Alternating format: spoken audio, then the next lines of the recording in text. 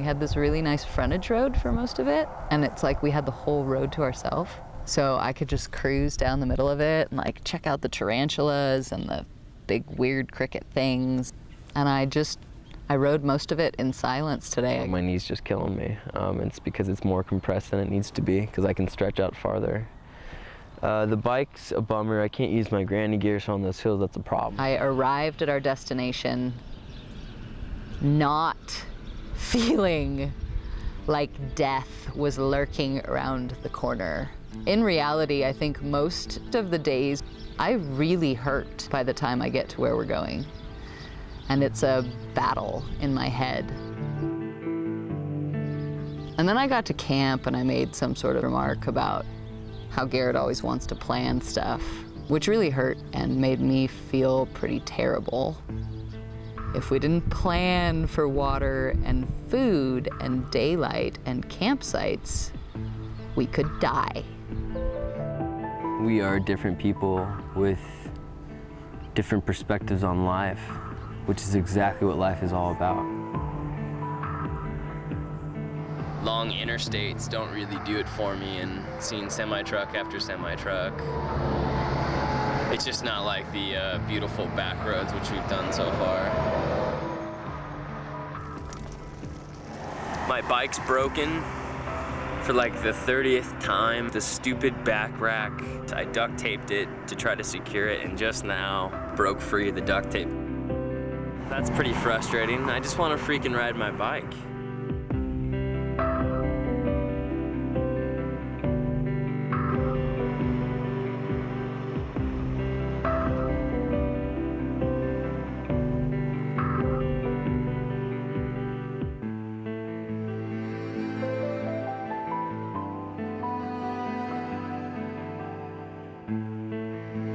Back rack with all maybe 60 pounds of gear on the back there is loose and floating and extremely dangerous to ride with. And so basically my best possible friend on this trip so far. Zip ties and a whole bunch of like strategic duct tape, have it pinned just straight with friction and tension to itself.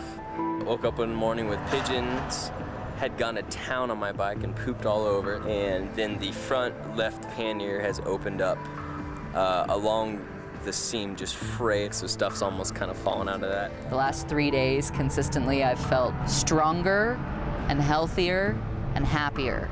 On a cement loading dock, surrounded by thorned grasses, the gas station, septic tanks. Like, who does this? You don't do this unless you're traveling cheaply and a lot on bicycles. How could we not camp here? This is one of those experiences you have to have. There's a huge tarantula walking towards me, so I'm actually gonna get up real quick or slow. Yeah, because I don't want to be all up in her space.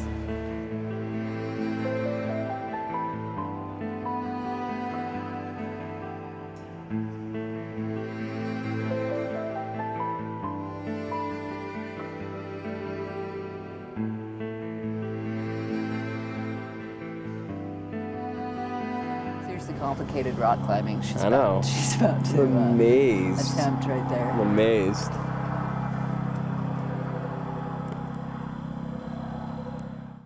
This is our room with a view in the bustling metropolis of Kent, Texas. Population 5, humans, 1 gas station.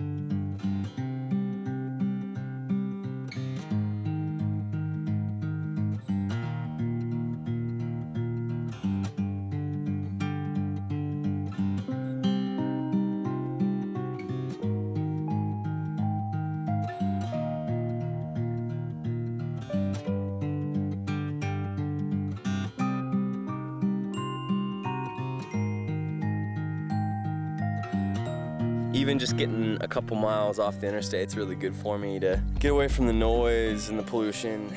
Behind me in all directions is just beautiful ranch land.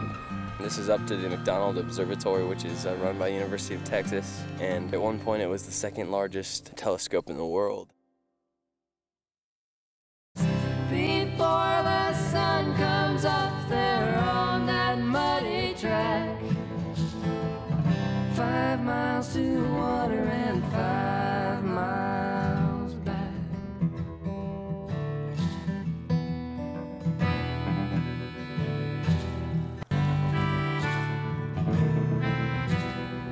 LA to London, New York or Rome, you got hot and cold running right in your home, yet and all the while in these other worlds there's a city